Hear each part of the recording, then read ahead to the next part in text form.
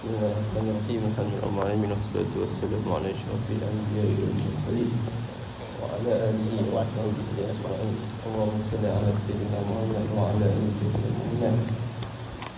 Fa inna asdaqal hadithi kitabullah wa khairal hadi hadi Muhammadin sallallahu alaihi wasallam. Wa syarrul umuri muhdatsatuha wa kullu muhdatsatin bid'ah wa kullu bid'atin dhalalah wa kullu dhalalatin finnar. Ayat 75. Wa ma lakum la tuqatiluna. Wa ma lakum, dan kenapalah bagi kamu semua la tuqatilun, tidak berperanglah oleh sekalian kamu. Wa ma tu dia kata apa? Apa cara dia? Dia 77. Alam tara ilal ladzina qila lahum kuffu aydiyakum. Itu. Alam tara ilal ladzina qila, adakah tidak melihat oleh kamu ilal ladzina qila lahum, kepada orang yang dikatakan bagi mereka itu alladzina, kata apa? Kuffu aydiyakum, hendaklah kamu menahan tangan-tangan kamu. Hendaklah kamu menahan tangan kamu, yakni anil qitalil kufar, daripada memerangi orang-orang kafir. Lamma qalabuhu bi Makkah, tak kala memintalah oleh mereka itu mana? Allazina adalah hu, akannya akan qital itu. Hu akannya akan qital bi Makkah, di Mekah. Di Mekah tu apa dia, sahabat masa tu minta nak perang. Itu maksud. Sebab apa dia minta lamma talabu bi Makkah tu, li ala kuffari lahum, kerana menyakiti oleh orang-orang kafir akan mereka itu allazina tu. Jadi masa tu dia minta nak perang lah. Tapi agama tak bagi lagi, bukan sampai masa ni. Wahum, dan bermula mereka itu allazina tu jama'atun minas sahabah, satu kumpulan daripada sahabat. Jadi Allah Ta'ala kata, kamu tak tengok ke orang ni, golongan yang minta perang. Tak apa, tak kisah tengok ni. Wa aqimus salah, dan hendaklah kamu semua mendirikan sembahyang. Jadi yang pertama, kufu aidiakum, jangan perang lagi. Yang kedua, sembahyang. Wa atuz zakah, dan hendaklah kamu semua melaksanakan zakat. Itu masa dulu di Mekah. Gitu. Falamma kutiba alaihimul qital, maka tak kala diwajibkan di atas mereka itu akan perang. Kutiba dengan maksud apa? Furida, diwajibkan. Alaihimul qital, di atas mereka itu mana? Alladzina, tadi yang qitalu, akan perang. Bila diwajibkan perang, tak mau perang pula. Itu maksud. Jadi Allah Ta'ala tegur sahabat lah. Ini bukan tuju pada orang kafir, tuju pada sahabat. Mula-mula ajak perang tak apa? Ajak perang. Mula-mula mereka suruh ajak Nabi SAW perang, tapi bukan waktu dia lagi Nabi tak perang. Bukan masa dia lagi, masa duduk di Mekah. Tapi bila diwajibkan perang, tak mau pula. Sebahagian sahabat zaman tu. Itu maksud teguran tu. Falamma kutiba dengan maksud furida. Kutiba dengan maksud diwajib. Di atas mereka itu allazina tu qitalu, akan perang. Iza, tiba-tiba, jadi mana itu? Fariqum minhum, satu kumpulan daripada mereka itu mana? Allazina tu yakhshawna. Apa maksud yakhshawna? Yakhafuna, takut mereka itu. Nasa, akan manusia. Manusia itu apa? Kuffara, orang-orang kafir tadi. Tiba-tiba lo tak mau pula dah. Itu kata ajak. Tiba-tiba bila ajak tak mau lah. Ada rasa. Ya khafuna, takut. Nasa akan manusia. Manusia itu saja. kuffara, orang-orang kafir. Apa maksud takut tu? Ai azabahum bil qatli, yakni takut terhadap seksaan mereka itu kufar bil qatli, dengan bunuh. Takut pula, bukan takut kat kafir tu, takut diri dia tu dah, takut kena seksa dengan orang kafir. Itu maksud takut kena azab dengan orang kafir. Gitu. Ka khasyatillah. Apa maksud ka khasyatillah? Ka khasyatihim azaballah, seperti takut mereka itu allazina tu akan azab Allah Taala. Gitu pula dah. Ajak perang tak mau. Bila dulu depa yang ajak, Nabi tak mau. Sebab bukan Nabi tak mau, sebab saya tak mau, sebab tak disuruh lagi. Tapi bila Nabi ajak, depa pula tak mau. Pula dah. Depa takut dekat orang kafir, takut orang kafir bunuh mereka, seperti mana mereka takut kepada siapa? Kepada Allah Taala. Gitu. Ka khasyatihim azab Allah. Pula dah. Jadi lagu tu terbalik pula dah. Ataupun tengok au asyadda khasyatan, ataupun takut yang lagi sakan. Lagi sakan. Tadi kan Allah Taala kata kan, mereka takut dekat orang kafir itu seperti mana mereka takut dekat Allah Taala. Ataupun lebih dahsyat, takut depa kepada orang kafir itu lebih dahsyat daripada depa takut kepada Allah Taala lagi. Gitu ayat dia. Au asyadda khasyah. Pula dah terbalik habis. Sini dia ada cerita riwayat Ibnu Abbas, Abdul Rahman bin Auf dengan beberapa orang sahabat datang jumpa dengan Nabi SAW, ajak Nabi perang. Nabi kata, aku disuruh untuk maaf lagi, jangan lagi. Tapi bila diajak untuk perang, mereka pula tak mau. Jadi terbalik habis. Tapi janganlah kita duk kata sahabat ni pula, taklah teguran pada mereka. Itu biasalah. Tapi mereka ni bagus, bukan ni cuma teguran pada mereka. Habis itu min khasyatihim lahu. Boleh wa nusiba asyadda alal hal, bukan macam ni, wa nasbu asyadda alal hal. Dia dah bermula menasabkan kalimah asyadda jadi kan, asyadda khasyahan, baca dengan nasab asyadda alal hal. Dia kata jadi hal, alal hali aika inu alal hal, jadi hal. Terjemah dia jadi kena jadi ni, mereka takut kepada orang kafir seperti mana mereka takut kepada Allah Ta'ala, ataupun mereka takut kepada orang kafir sebagaimana mereka takut kepada Allah Ta'ala. Hal keadaan takut mereka kepada orang kafir itu lebih dahsyat daripada mereka takut kepada Allah Ta'ala. Gitu. Nampak tak? Jadi lagu tu pula dah terbalik habis. Itu maksud. Itu yang dia kata asyadda tu baca nasab itu alal hal. Dia kata wa jawabu lamma, beriana wa nasbu asyadda alal hal, aika inun alal hal. Sebab tu baca asyadda, tak baca asyaddiya, tak macam gitu. Dia baca asyadda. Baik, tak baca asyaddu, baca asyadda. Da tu, dal tu baca fathah. Wa jawabu lamma, bermula jawab bagi lamma. Mana jawab lamma tu? Falamma kutiba alaihimul qital. Tu mesti ada jawab dia tak? Tak kalau diwajibkan atas mereka itu perang, mesti ada jawab dia. Jawab dia tak ada lagi tu.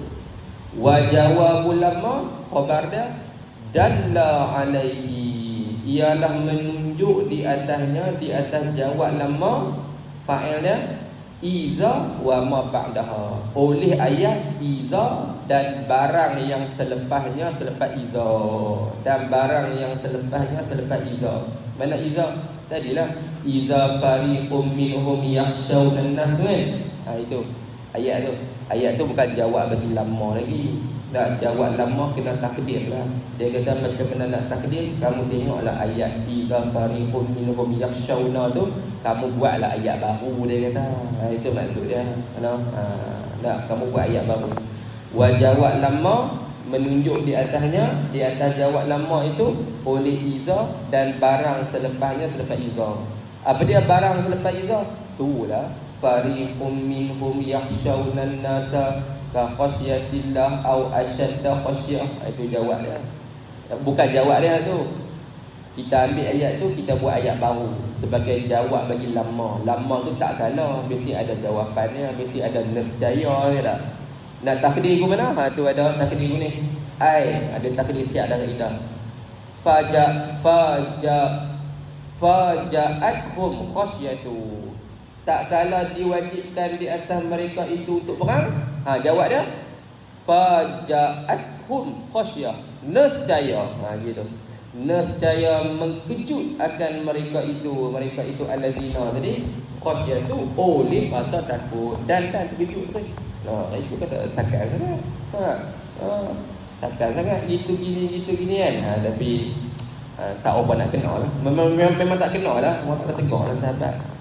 Itu macam semangat sangat nak perang Tapi sampai masa bila ajak pergi perang, tak mau pula. Kita pun gitu lah pergi orang. Letak semangat tu aku, semangat tu apa. Jom tapi perang pada setengah kali. Boleh. Apa orang nak pergi? Tak senang. Cakap boleh pi mati ni cerita dia. Balik pula gitu. Pi Mekah apa Muhammad dah yang mantap. Baru pi Mekah, kan nak suruh pi perang. Baru pi Mekah.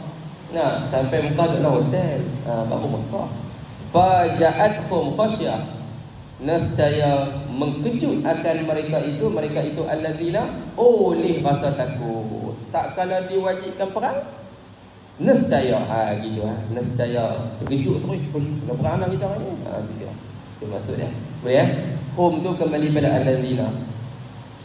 Lepas tu para sahabat masa tu lah sebahagianlah, bukan semua, teguran pada mereka ni. Mereka kata apa? Wa qalu, dan berkatalah oleh mereka itu mana? Allazina tu jaza'an minal maut, tafsir tu.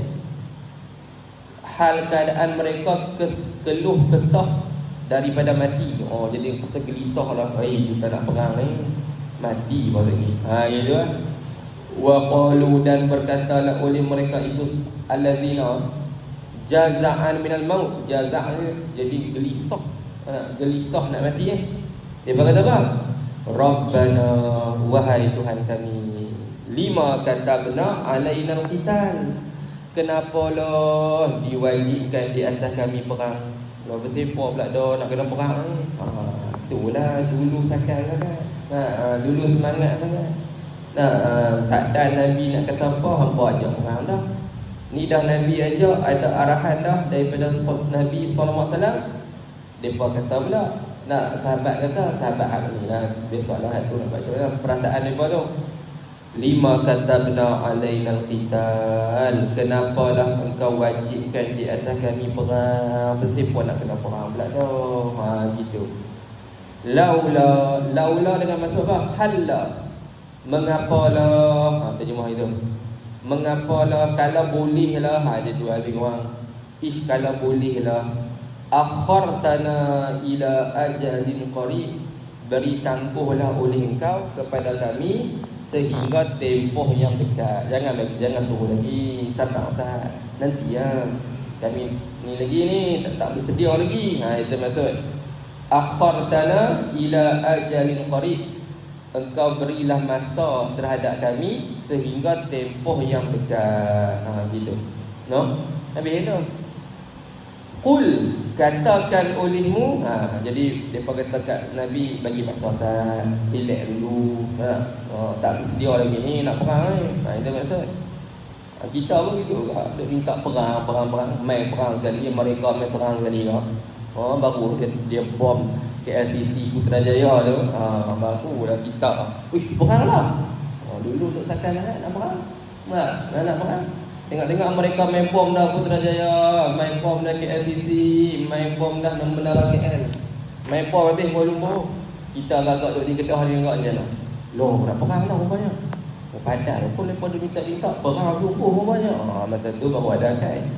Masa tu baru terfikir, ya Allah, perang lah kita. Pakat-pakat lah cari habis makanan pulang rumah. Takut makanan putih dan sebagainya. Nak mengaji pun tutup habis. Masjid pun tak lebih dah, payah lah. Masa tu barulah kita rasa nikmat keamanan. Lah ni tak rasa apa abang kita aman. Kalau hilang nikmat keamanan tu, masa tu barulah teringat. Perang rupanya. Kalau dulu abang seronok ya. Masa tu teringat. Itu jangan nak minta perang ni. Nah, sampai masa kalau dah kena. Tak apa, kita tak minta tak apa. Yang masalah kita minta. Bila kita minta, perang dulu. Perang dulu masa tu baru kita rasa takut. Kalau tak minta tak apa, nak buat macam mana? Dah sampai masa kenapa perang? Bagaimana? Itu masa. No? Tapi Malaysia ni kalau ikut adat lah, adat bukan ikut hukum akal. Hukum adat sehari 2 dia main bola habis 5. Sekali dia main bola ikut 2 hari anak habis itu adat ikut adat. Hukum akal boleh sebaliknya. Habis tu minta kalau boleh biarlah dulu, jangan lagi lah nak. Lepas tu tengok Allah Ta'ala kata kat Nabi Muhammad SAW, kata dekat mereka, hak mereka kata minta tangguh tak perang. Qul, katakan olehmu wahai Muhammad, lahum, bagi mereka itu siapa? Mereka itu tulah panggil apa? Alladzina tadi tu, mata'ud dunya qalilun. Apa maksud mata'ud dunya? Tafsir sikit.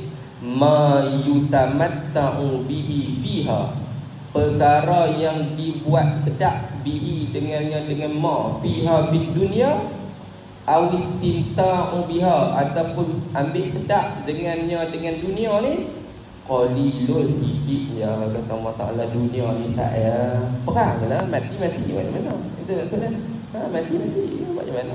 Pada masa Allah Ta'ala kata kat Nabi Muhammad SAW, kata kat mereka, dunia ni sikit lah. Jangan takut perang ni, dah sampai masa perang. Kalau mati ya. Benda dunia ni sampai masa dia binasa. Maksud sikit tu apa dia tafsir sikit, ilun, sikit yang membawa ilal fana, kepada binasa. Binasa dunia. Itu maksud. Jadi buat kamu nak kisah sangat. Kalau kamu mati pun mati atau benda dunia ni saya kerja lama pun sampai masa dia binasa. Jadi kamu tak sedut cinta dunia, kamu perang sampai dah masa dah. Qalilun ay maksudnya ailun ilal fana. Wal akhiratu, dan bermula akhirat. Akhirat tu dia tafsir apa? Jannatu, syurga. Ai jannatu, syurga. Khairun liman ittaqa, sangat baik bagi mereka yang bertakwa. Bertakwa tu apa dia? Bagi mereka yang takut apa? Iqaballah, akan seksa Allah Ta'ala.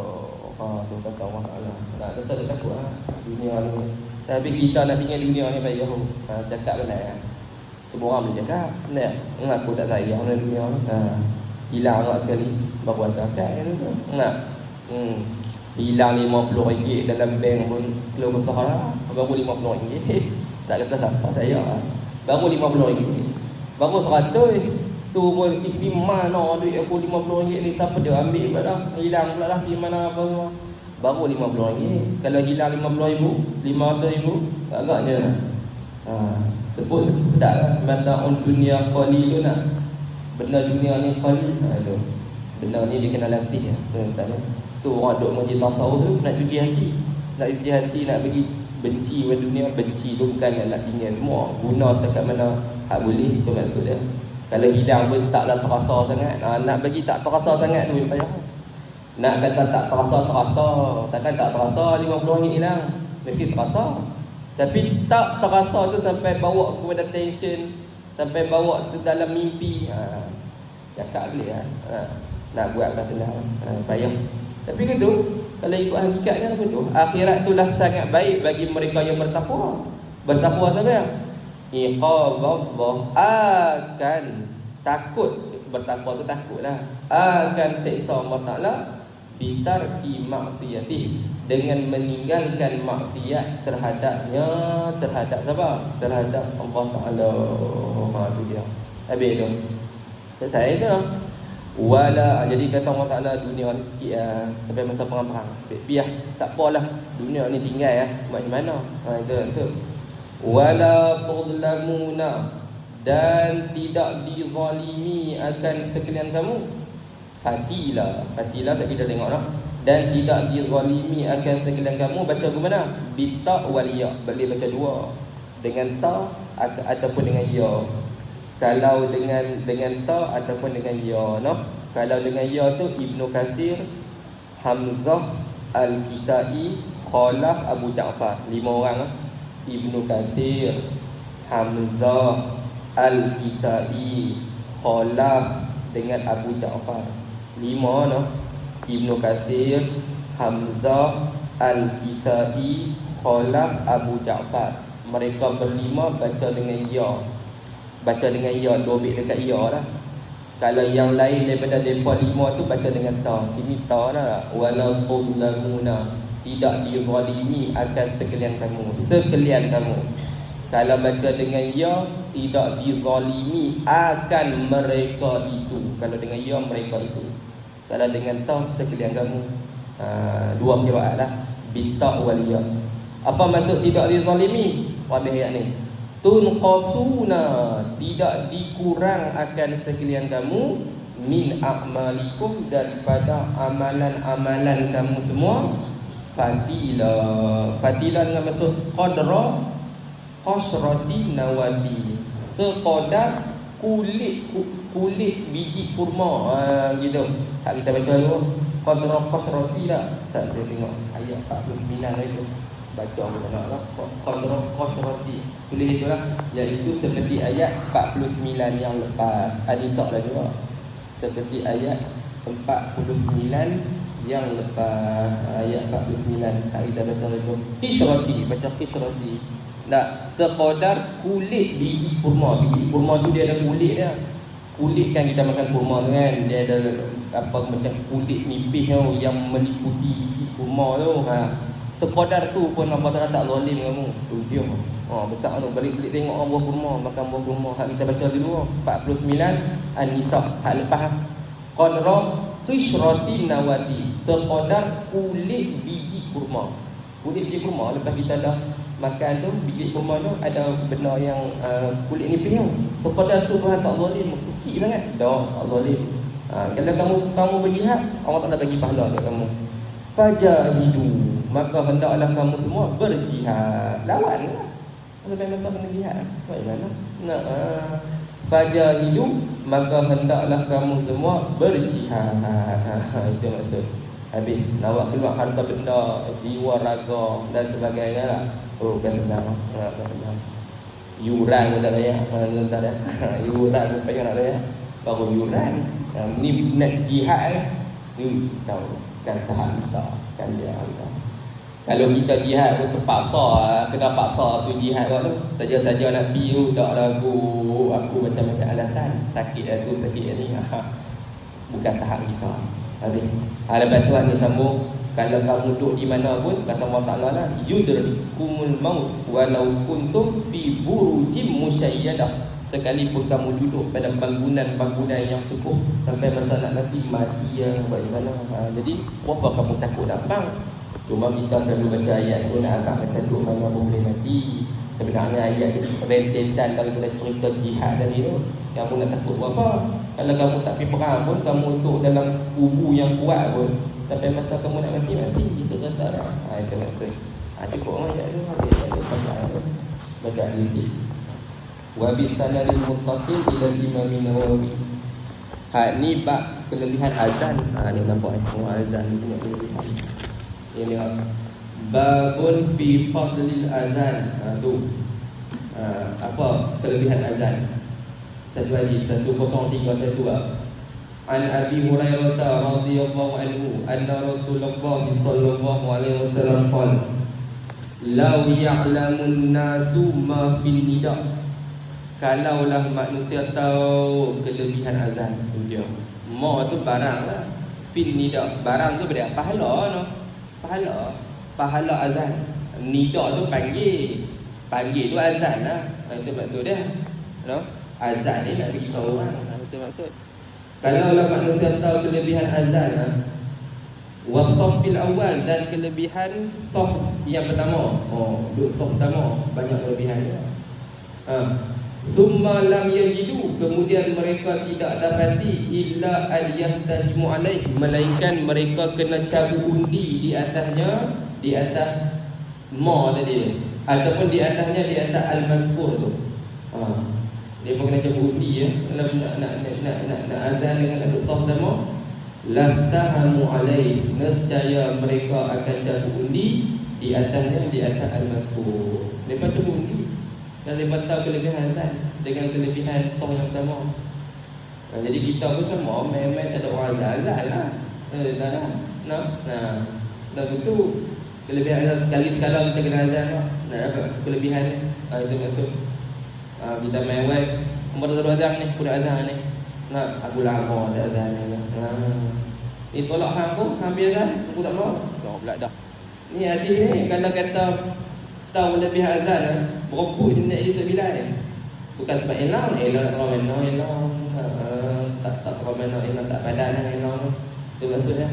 Tapi nak dapat kelebihan azan. Itu maksud. Azan, satu lagi sah yang pertama. Ni pun panggil kita suka tolak. Sampai tu banyak duduk belakang. Jangan pula dah. Sedangkan kita nak berebut sah pertama. Kalau masjid besar dapatlah panjang kan sah dia. Ni masjid dalam kotak tu masjid hujan. Pakat tolak aku. Sampai tu imam tonton. Tu imam datang. Gitu kan. Lalu puluh masa benar tu. Tolak aku tak masuk sah pertama. Sedangkan sah pertama ni kelebihan yang besar. Itu maksudnya. Kita lah sama. Saya pun sama. Apa tu. Jadi kita kena buang pemikiran tu. Kita kalau boleh suka duduk belakang. Duduk belakang senang. Nak tengok tekuk orang.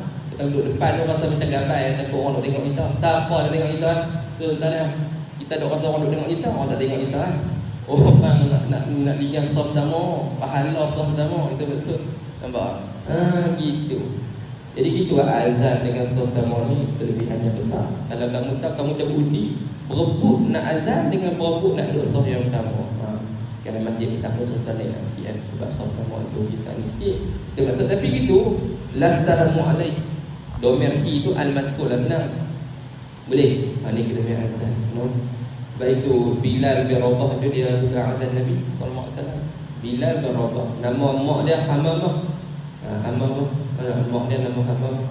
Dia masa Nabi wafat tu, zaman Sayyidina Abu Bakar radhiyallahu anhu. Dia tak mau doa di Madinah. Dia tak boleh teringat Nabi SAW. Nabi duduk di Syam. Dia pergi Syam. Abu Bakar tak bagi radhiyallahu anhu duduk sini lah. Dia pergi mana? Dia kata Abu Bakar radhiyallahu anhu, kalau kamu beli aku dulu semata-mata tujuan kerana Allah Ta'ala, bagi aku pergi. Orang kata dulu aku beli kamu, merdekakan kamu sebab tu lah, sebab kerana Allah Ta'ala. Kan apa? Kerana lillahi ta'ala. Aku nak pergi duduk sana. Pergi duduk Syam. Mati pun kita ta'un. Bilal Ta'un Amwas duduk di Syam. Zaman Sayyidina Umar dia balik azan. Orang makan minta dia azan dari azan tu yang payah habis. Teringat kat Nabi sallallahu alaihi wasallam, dengar suara dia tak tahan. Tapi duduk di Syam. Dan dia wafat pun di Syam. Bilal orang kulit hitam. Orang kulit hitam Bilal. Itu maksud. Tapi dia makanlah. Nabi lantik dia. Sampai dalam hadis sahih cerita Nabi dengar bunyi kapak kasut apa dia dalam syurga. Nabi tanya membuat apa? Amalan apa? Dia kata dia lebih ambil uduk dia semayang sunat. Itu dengar tapak kaki dia dalam syurga. Dahsyat tak dahsyat. Bila berapa? Kelebihan azan. Sebab dia suara kuat pun yang Nabi suruh dia azan. Tapi orang kulit hitam ni memang suara dia sedap. Kalau tengok di Afrika tu, suara-suara dia memang sedap. Baca Quran memang sedap suara dia. Wasafil awal. Gitu. Saf awal. Saf awal ni saf yang di belakang tu imam lah. Pahala dia banyak berbanding saf kedua. Saf kedua pahala dia banyak berbanding saf ketiga. Gitu lah sampai ke bawah lah. Itu maksudnya. Gitu lah. Walau ya'lamuna ma fi tahjir. Jikalau mereka tahu kelebihan pada berpagi-pagi. Tahjir ni berpagi-pagi. Pagi-pagi ni yakni pagi-pagi nak pergi sembahyang Jumaat ataupun nak pergi berpagi-pagi sembahyang Jumaat lah. Sembahyang Jumaat. Tahjir ni sembahyang Jumaat. Nak pergi sembahyang Jumaat awal. Lastabaqu ilaih, nescaya berlumba-lumba mereka itu ilaihi ila tahjir. Masya-Allah. Sini mazhab kita dia tafsir tahjir dengan maksud berpagi-pagi. Kalau mazhab Imam Malik dia tafsir tahjir ni dengan maksud tengah hari. Tengah hari dia tafsir dia. Kalau kita tahjir ni dia akan jadi macam ni, nak dapat unta kena pergi awal. Mula subuh ke berapa nak sampai ke Jumaat kan. Kita bahagi yang masa. Ada kan unta, lembu, kambing bertanduk, ayam bapa, ada 6 benda. Kita bahagi 6 masa tu. Nak dapat unta kena pergi awal. Pergi 7 pagi, pergi 8 kena pergi duduk masjid lah. Itu mazhab kita. Kalau mazhab Imam Malik, dia tak tasir tu.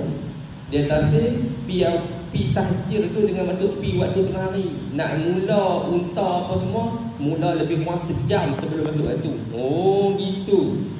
Kalau lagu tu ke, ada kelebihan lagi kita pergi pukul 12 tengah hari.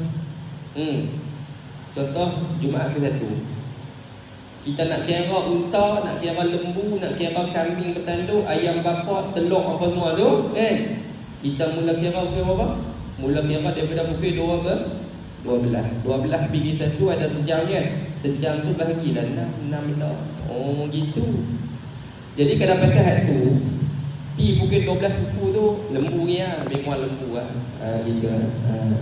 Kalau pakai had mazhab Maliki mudah.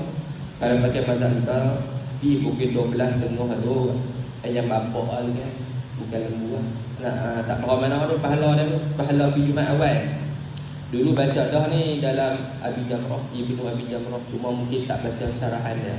Dalam Mukhtasar dia tu kan, Hasyiah dia tu kan. Baca dah hadis tu. Ni dalam Sahih Bukhari dan Muslim. Jadi ingat ni, kalau orang tanya hang pergi pukul 12 hang dapat apa? Kalau mazhab Syafi'i pukul 12 tu lebih kurang kambing ataupun ayam bapa. Tidak telur lah tu. Setakat itu je lah. Kalau mazhab Maliki pukul 12 tu unta sengok. Sebab dia tak kira daripada awal, dia tak kira daripada subuh. Dia kira lebih kurang sejam sebelum Jumaat. Gitu, sebelum masuk waktu Jumaat. Pakai tu, tapi mazhab kita dia pakai pagi betul. Pagi awal betul. Itu maksud kelebihan dia awal. Sikit lah sikit pasal ni. Walau ya'lamuna ma fil atamah wa subhi. Kalaulah mereka tahu kelebihan sembahyang atamah. Sembahyang atamah ni sembahyang apa?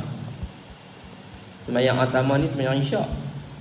Sembahyang isyak. Kalaulah mereka tahu kelebihan sembahyang isyak berjemaah dan subuh berjemaah, tu dia. Ni, subuh jemaah jaga sembahyang ni. Besar kelebihannya. Yang balasan la atau huma wala habwan. Nescaya mereka akan mendatangi akan kedua-duanya atamah dengan subuh itu sekalipun merangkak. Habwan tu terjemah dua, merangkak dengan mengesot. Mengesot boleh mai. Kalau dia tahu kelebihan isyak jemaah dengan subuh jemaah. Tak ada kuliah apa mai. Tak ada. Okey sah. Tapi nak ada kelebihan sembahyang subuh jemaah ni sah. Atamah jemaah lepas subuh mengaji juga pergi tujuh syuruk baru berhenti. Zikir lah tu. Sampai topik kita ni. Topik kita ni syuruk lah. Itu maksud. Dia akan main walaupun mengesat. Rugi tu kita tak main yang subuh jemaah. Pergi mengaji sekali lah. Tapi maksudnya kelebihan subuh jemaah. Dia kata saya subuh payung sikit, isyak tak apa, isyak dulu. Lama-lama dekat dah subuh. Itu maksud. Tapi subuh jemaah ni besar. Nabi kata sampai mengesot dia main. Dia main mengesot. Kalau dia tahu lah. Tapi kita tak nampak sebenarnya. Kalau nampak lah. Gitu. Itu maksud. La atau umar walau habuan. Baca main subuh. Kalau masuk contoh lah. Lepas main-main kan. Orang azan apa semua. Lepas tu kita pun duduk tunggu lah. 15 minit baru pukul mat. Tak apa lah. Kita rasa duduk gelisah kan. Tengah-tengah kita tengok mana orang ni. Sementara pengipa tu imam kita tak sadar kan. Tak sadar orang main. Tunggu kan 15 minit tunggu. Bagi orang main. Tapi kita payung main tu. Payung sikit lah. Kalau di Taman Melong tu dia tunggu 20 minit. Zuhur 20 minit. Asar 20 minit. Subuh 20 minit. Dia nak bagi. Tapi ada orang kata ada perempuan ni yang lewat. Bukan yang lewat. Dia nak bagi jemaah dia main pergi ramai. 20 minit tu dah lah orang tahu nak mandi. Kadang-kadang P6 baru sedap. Dah sedap mandi-mandi tahu nak main. Tapi kalau 10 minit tu dia kalut sikit kan. Kalut sikit kan buat macam mana. Itu maksud. Sini pun sama belajar 15 minit. Ambil pi tapi tak tahu orang nak ajar apa semua. Tapi kalau 15 minit tu tak apa. Ambil pi 20 minit pun apa. Dia tak kalut kan.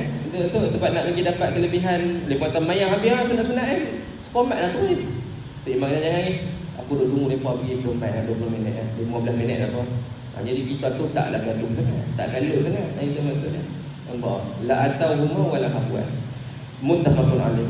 Mengesok ulama. Saya nak urai sikit lah tu dekat atamah. Atamah ni panggil apa insya. No, insya. Ada dalam sini ni, dalam Sahih Muslim, dalam Abu Daud, dalam Sunan Ibnu Majah, Nabi SAW tak bagi kita sebut insya dengan atamah. Bisa dengar hadis, jangan sebut insya dengan atamah. Jangan panggil sembahyang insya tu sembahyang atamah. Sebab apa jangan panggil sembahyang insya tu sembahyang atamah? Kerana orang Arab dulu-dulu tu dia melambatkan untuk dia nak apa? Dia nak bahasa mudah macam dia nak peras susu dia nak peras susu tu dia lambatkan sampai waktu atamah. Waktu atamah ni waktu insya lebih kurang macam tu hampir 9 ke 10 malam. Jadi insya tu dia tak panggil insya, dia panggil atamah. Dia panggil atamah sebab waktu tu waktu dia peras susu binatang apa semua tu lah, dia lambat peras susu. Jadi Nabi kata dalam Sahih Muslim tu sallallahu alaihi wasallam, dalam Abu Daud tu Nabi kata jangan duk panggil insya tu atamah. Sebab orang Arab macam zaman tu lah dia panggil insya dengan atamah sebab waktu tu waktu dia peras susu. Jadi macam sebut benda tak elok lah dekat waktu sembahyang. Tu Nabi tak bagi panggil atamah. Itu maksud biasanya makruh. Tapi sini Nabi sebut atamah. Insya-Allah. Nabi sebut atamah tu insya-Allah. Kata ulama, kata makruh, kata tak bagi, tapi Nabi sebut juga. Nabi sebut, Nabi nak bagi tahu sallallahu alaihi wasallam, sebut atamah tu bukan dosa, cuma makruh. Gitu. Faham kan? Kalau baca memang dalam kitab fiqh ada dalam Muqaddimah Hadramiyah apa semua kan, dia kata makruh kita sebut isyak dengan nama atamah. Tak elok sebutnya tu. Saya pun fikir tak elok apa. Oh sebab orang dulu dia sebut atamah tu macam waktu dia peras susu kan, jadi nama sembahyang dia sebut tak elok. Jadi Nabi tak bagi lah. Maksud Nabi tak bagi tu makruh. Gitu. Dalam hadis ni Nabi sebut atamah. Nabi sebut atamah bukan kata apa, kata tak bagi. Ni sebut pula. Nabi sebut tu nak abang kita sebut tu bukan haram, tapi makruh tak elok. Itu maksud dia. Gitu. Jadi kita jangan duk panggil lah atamah, kita panggil insya-Allah. Cuma kalau terkeluar atamah tu hukum dia taklah berdosa, cuma makruh. Gitu. Jelas Atau insya jemaah dengan subuh jemaah. Muttafaqun alaih. Jadi kita lihat tiga lah. Azan sah yang pertama dengan atamah dan juga subuh, atamah subuh. Habis muttafaqun alaih. Sikit al-istiham, apa maksud istiham? Iftirah, cabut undi. Cabut undi belang ayam. Wa tahjir, tahjir tu apa? Tabkir ila solat. Berpagi-pagi kepada sembahyang. Tu nampak Imam Nawawi dia tafsir tahjir dengan maksud apa ni? Tabkir kan? Kalau mazhab Maliki dia tafsir tahjir dengan maksud waktu tengah hari. Nampak? Onok lah dengan ni. Habis tu. Hadis sama esok pula. Ni hadis Sayyidina Muawiyah. Dengan hadis Sayyidina Muawiyah. Nak cerita sikit kelebihan Muawiyah sebab kadang-kadang orang kata Muawiyah ni dia lebih kurang kan. Dia ada kelebihannya. Hadis sama begitu. Bismillahirrahmanirrahim. Wal 'asri innal insana lafi khusr allazina amanu wa 'amilus